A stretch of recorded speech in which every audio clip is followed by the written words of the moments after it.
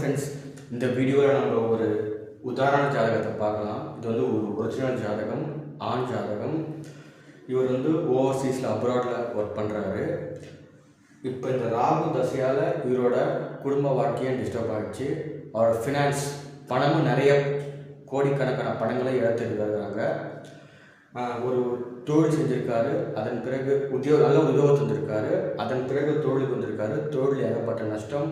இதன் மூலிமா ஃபேமிலி வந்து பிரிஞ்சிருக்குது. பண இழப்பு முக்கியமாக இந்த ராகு தசையில். அதுக்கான நம்ம காரணத்தை நம்ம பார்க்கலாம், என்ன காரணம்னு சொல்லிட்டு. இவர் வந்து பிறந்தது விருச்சிக லக்னம், சிம்ம ராசி, லக்னாதிபதி செவ்வாய் 12ஆம் வீட்டில் இருக்காரு. ஓகேங்களா? 1க்கும் 6க்கும் உடையவர் 12ஆம் பாவத்தில். லக்னம் 19 டிகிரி விழுந்திருக்குது. இது கேட்டை நட்சத்திரத்தில் விழுது. புதன் அதிபதி, அவர் 12ஆம் வீட்டில் இருக்காரு. ராகுவுக்கு சொந்த வீடு கிடையாது. வீடு கொடுத்தோட வலு முக்கியமாக பார்க்கணும். வீடு கொடுத்த செவ்வாய் 12ஆம் வீட்டில். ஓகேங்களா? ராகு என்ற நட்சத்திராதிபதி புதன் கேட்ட நட்சத்திரம் இருக்குது, அவரும் 12ஆம் வீட்டில். வீடு கொடுத்தவரும் 12ஆம் பாவத்தில், நட்சத்திராதிபதி 12ஆம் பாவத்தில். நட்சத்திராதிபதி வந்து 8க்கும் 11க்கும் உடையவர் புதன். 8ஆம் பாவம் ஒரு துர்ஸ்தானம், அசிங்கம், கஷ்டம், நஷ்டம், மிகப்பெரிய பண செலவுகள், இழப்புக்கள், மரியாதை இழக்கிறது. 12ஆம் பாவம் அதுதான், ஏகப்பட்ட செலவுகள், இன்வெஸ்ட்மெண்ட் பண்ணி அதை லாக் ஆகுறது, ப்ளஸ் நிறைய தலைமறைவான வாழ்க்கை, குடும்பத்தை விட்டு பிரிகிறது, மிகப்பெரிய இழப்பு.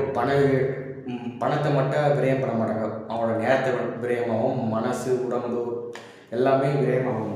வீடு கொடுத்தவர் வீடு கொடுத்த செவ்வாய் 12ஆம் பாவத்தில், நட்சத்திராதிபதி 12ஆம் பாவத்தில். ஓகேங்களா? இதுதான் இது மிகப்பெரிய ஒரு பிரச்சனை.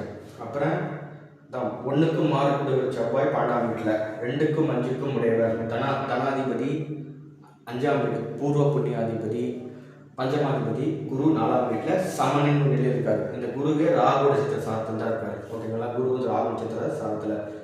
அப்புறம் பார்த்தீங்கன்னா கேது 7ஆம் வீட்டில் இருக்குது. கேது 7ஆம் வீட்டில், கேது பார்த்தீங்கன்னா வந்து ரோஹி நட்சத்திரத்தில் இருக்குது. நட்சத்திராதிபதி 10ஆம் வீட்டில் இருக்கார். 7ஆம் வீட்டில் கேது. இது ஒரு பெருசாக அந்த 7ல் கேது வந்து நல்ல ஒரு ஃபேமிலி ரிலேஷன்ஷிப், அந்த மேரேஜ் லைஃப்பில் வந்து ஒரு சந்தோஷத்தை கொடுக்கறதில்ல, தாம்பத்திய சுகத்தில் ஒரு பிரச்சனை கொடுக்குறது கேது. கேது ஒரு விடக்கி தானே, தொடர்ச்சியாக இருக்கணும்னு ஆசைப்படுவாங்க, அந்த நேரத்தில் வேண்டாம்னு சொல்லிட்டு போயிடுவாங்க. இந்த கேது 3க்கும் 4க்கும் உடையவர் சனி 8ஆம் வீட்டில். 8ஆம் வீட்டில் இருக்கார் சனி. 3ஆம் வீடு தைரியம், வீரியம், பராக்கிரமம், துணிச்சல், முயற்சி ஸ்தானம். 4ஆம் வீடு தாயார் ஸ்தானம், ரியல் எஸ்டேட், கன்ஸ்ட்ரக்ஷன் சம்மந்தப்பட்டது, வீடு, வண்டி, வாகனம். 4ஆம் பாவத்தில் குரு இருக்கார். 4ஆம் அதிபதி இந்த 3க்கும் 4க்கும் 8ஆம் பாவத்தில் ஒரு துர்ஸ்தானத்தில் இருக்காரு. சனியோட 7ஆம் பாவம் வந்து இந்த 2ஆம் வீட்டில் குடும்பஸ்தானத்தில் விழுது. குடும்பஸ்தானத்தில் 4ஆம் வீட்டில் சமமாக இருக்காரு. ஓஹோலாம் ஒன்றும் கிடையாது, ஒரு நியூட்ரலான விஷயத்தில் இருக்காரு. சனியோட 8ஆம் வீட்டிலேருந்து சனி பார்க்கறது வந்து நல்லதில்லை. பார்க்கும்போது இந்த லக்னத்துக்கு 3க்கும் 4க்கும் முடிவார் நல்ல பாவம் தான் இருந்தாலும், இந்த லக்னத்துக்கு எதிரி தான் சனி.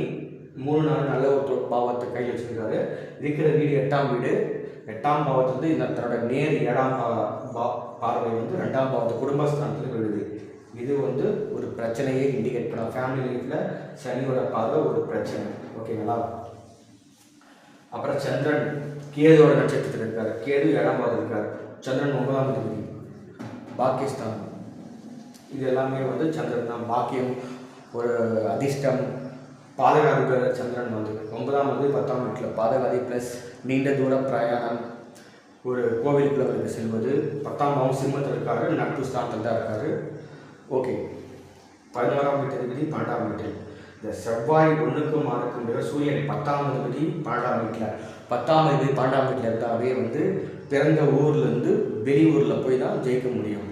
ஒரு வெளி மாநிலத்துலேயோ வெளிநாடுலேயோ அட்லீஸ்ட் ஒரு டிஸ்ட்ரிக்டாவது மாறணும். அப்போ தான் வந்து தனியாக நின்று தொழிலில் உத்தியோகத்தில் வந்து ஜெயிக்க முடியுமே. வந்து 10ஆம் வீட்டில் 12ஆம் வீட்டில் இருக்காரு. சூரியன் கூட செவ்வாய் க்ளோஸ் கன்ஜெக்ஷன்னா சுக்கிரன் தான். 7க்கும் 12க்கும் உடையவர் சுக்கிரன் 12ஆம் பாவத்தில் இருக்கார். இதுவும் ஒரு பிரச்சனை தான். நல்லா இருந்தாலும் 7ஆம் அதிபதி 12ஆம் வீட்டில். இது வந்து மூலத்திரிகோண வீடு சுக்கிரனுக்கு. இருந்தாலும் 12ஆம் பாவம் 7ஆம் அதிபதி 12ஆம் வீட்டில் ஆட்சி. புதன் தூரம் வந்து 8 11 கூடி வரும். 8ஆம் பாவம் சொல்லியாச்சு, அசிங்க கஷ்டம் நஷ்டங்கள்லாம். 11 லாபஸ்தானம், ஆசை அபிலாசைகள் நிறைவேறும். இப்போ என்ன முக்கியமான பிரச்சனைனா, இந்த ராகு தசையில் ஏகப்பட்ட பணத்தை இழந்திருக்காரு. ஓகேங்களா? நட்சத்திராதிபதி 12ஆம் வீட்டில் இருக்காரு, வீடு கொடுத்துரும் 12ஆம் வீட்டில் வந்து ஏகப்பட்ட பணத்தை இழந்துருக்காரு. 8ஆம் பாவத்துக்கு 12ஆம் வீட்டில் இந்த கெட்டவன் கெட்டினீங்கன்னு ஒன்று சொல்லுவாங்க, அதெல்லாம் இங்கே நடக்கலை. நிறைய நஷ்டம் தான் ஏற்பட்டுருக்குது வந்து.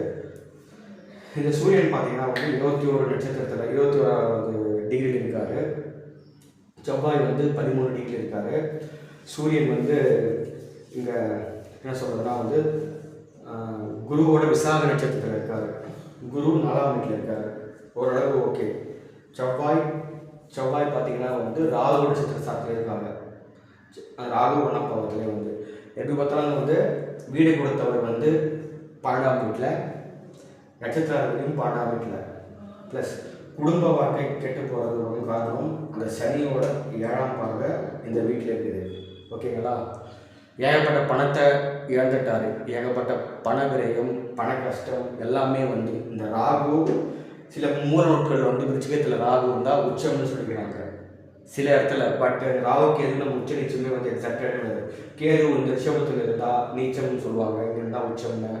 இது வந்து ப்ராக்டிக்கலாக பார்த்தா இது வந்து பார்க்க ராகு கேதுக்கு ஆட்சி உச்சமே பார்க்க முடியாது. வந்து இருக்கிற இடத்த வச்சு பலன் சொல்லணும், வீடு கொடுத்தவரோட வலு வச்சு சொல்லணும். அதை பார்க்கும்போது வீடு கொடுத்தவர் 12ஆம் வீட்டில் சமமன்ற நிலையில் இருந்தாலும் அது வந்து 12ஆம் வீடு விரயம். லக்னத்திலே இருந்து மிகப்பெரிய விரயத்தை வாழ்ந்த நட்சத்திராதிபதியும் விரயஸ்தானத்தில், வீடு கொடுத்தவரும் விரயஸ்தானத்தில், நட்சத்திராதிபதி 8ஆம் வீட்டுக்கும் அதிபதி. ஓகே, அதெல்லாம் நிறைய பணத்தை இழந்திருக்காரு. ஏகப்பட்ட பண லாஸ் வந்து. இப்போ இந்த 8ல் இருக்கிற சனியோட பார்வை சந்திரன் நிறைய 3ஆம் பார்வையாக, அதுவும் நல்லது கிடையாது. சனியோட 7ஆம் பார்வை 2ஆம் வீட்டில், சனியோட 10ஆம் பார்வை 5ஆம் வீட்டில். குழந்தைங்க டிலேவாக கொண்டுருது. ஓகேங்களா? ஏன்னா வந்து இதுதான் வந்து ஒரிஜினல் ஜாதகம். ராகு தசையில் மிகப்பெரிய பண இழப்பு, வீடு கொடுத்தவர பிரச்சனை, நிறைய இதால் குடி அடிக்ட் ஆகிட்டாங்க. ராகு தான் மிகப்பெரிய குடிகாரன். போதை வஸ்துக்கள் பயன்படுத்தி எல்லாமே இப்போ ஸ்டார்ட் பண்ணிட்டாரு. இவர் வந்து போதை வஸ்துக்கள் பயன்படுத்துவது, மிகப்பெரிய அளவில் குடிப்பது, இந்த சுக்கரன் வந்து கொஞ்சமாக குடிக்கிறது, கொஞ்சமாக போதை யூஸ் பண்ணுறது, எல்லாமே லிமிட்டாக இருக்கும். ராகு அன்லிமிட்டடாக போகிறது வந்து இந்த டாஸ்மாக் எதுவும் பார்க்கணும், குடிச்சிட்டு பார்த்துன்னு இருப்பாங்க. இந்த போதைப் பொருட்கள்லாம் அதுவும் யூஸ் பண்ணிட்டாங்க, ரோட்டில் பார்த்துட்டு இருப்பாங்க. இது எல்லாமே ராகுவோட பாரம்பரியம் தான்.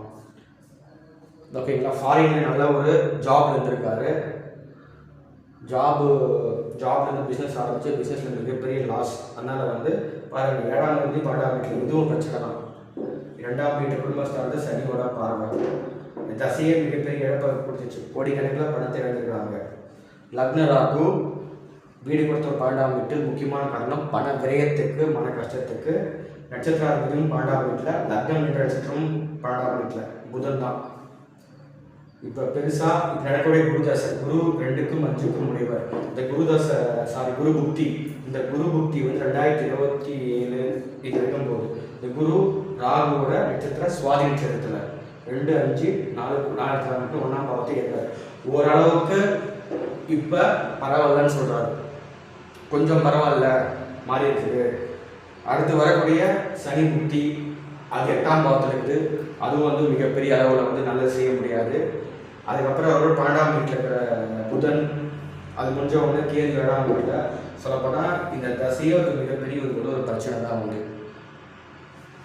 ஏன் சொல்கிறேன்னா, இந்த இடத்துல இருந்தால் வந்து உச்சம்னு சொல்லுவாங்க. உச்சம், ராகு உச்சமாக இருக்காரு. ரிஷபத்தில் ராகு கேதுக்கள் உச்சம், விருச்சிகத்தில் ராகு கேதுக்கள் உச்சம் சொல்லிட்டு ஒரு பழைய நூட்களை சொல்லியிருக்காங்க.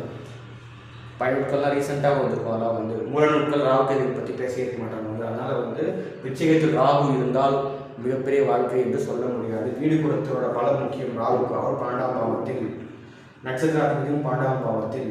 இல்லை இவ்வளோ விஷயங்கள் மாட்டிருக்கு வந்து. ஆனால் பாக்கியாதிபதி 10ஆம் வீட்டில் இருக்காரு.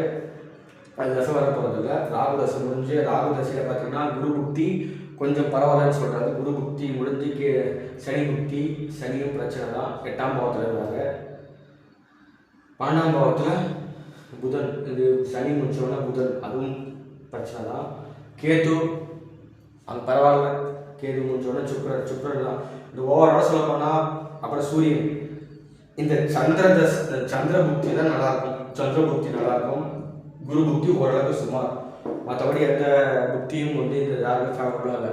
சரி, ராகு எப்பவுமே இந்த காரணம் என்ன காரணம் வீடியோ கொடுத்துருக்காங்கன்னா, விச்சகத்தில் ராகு இருந்தால் உச்சம் அது எடுத்துக்கவே முடியாது. வந்து ராகுக்கு வீடு கொடுத்துருக்க நிலையை பார்க்கணும். ராகுவின் நட்சத்திரத்தை பற்றியும் பார்க்கணும். மிகப்பெரிய பண இழப்பு, பணத்தை இழந்திருக்காரு, கோடிக்கணக்கில் பணத்தை இழந்திருக்காரு. குடும்ப வாழ்க்கை பிரச்சனை, மனைவி பிரிஞ்சிருக்காங்க, கணவனை விட்டு பிரிஞ்சிருக்காங்க. காரணம் 7க்கும் 12க்கும் முடிவர் சுக்கிரன். அந்த சுக்கிரன் பார்த்தீங்கன்னா வந்து 12ஆம் வீட்டில் ஆட்சி தான் இருந்தாலும் வீடு 12, செவ்வாயோட சேர்க்கை, லக்னாதிபதியோட 6ஆம் அதிபதியும் இவரே தான். சனியோட 8ஆம் பாவத்தில் இருந்து பார்க்கக்கூடிய சனி பார்வை ரொம்ப பாவத்துவம் அடையும். அவரு 2ஆம் வீட்டில் பார்க்குறார். Family life disturbed. 2ஆம் அதிபதி 4ஆம் வீட்டில் ஓரளவு இருக்காரு, சமாளிக்க முடியுது. இருந்தாலும் இப்போ ஒய்ஃப் கூட இல்லை. சரி நண்பர்களே, இந்த வீடியோ உங்களுக்கு பிடிச்சிருந்து நம்புகிறோம். இந்த வீடியோவை பார்க்குறவங்க வந்து சேனலை சப்ஸ்கிரைப் பண்ணுங்கள். இது ஒரிஜினல் ஜாதகம், இது பொய்யான ஜாதகம் கிடையாது, ஒரிஜினல் ஜாதகம். ராகுக்கு தசையில் எப்படி ஒருத்தர் கஷ்டப்பட்டு ஜாப்ல இருந்தார், தொழில் ஆரம்பிச்சு எப்படி நஷ்டமானார், அதுக்கான காரணம் சொல்லியிருக்கோம். பிடிக்க நினைக்கிறோம். இந்த வீடியோ சேனலை சப்ஸ்கிரைப் பண்ணுங்கள். அடுத்த வீடியோவில் வேறு பதிவை பற்றி பார்க்கலாம். நன்றி.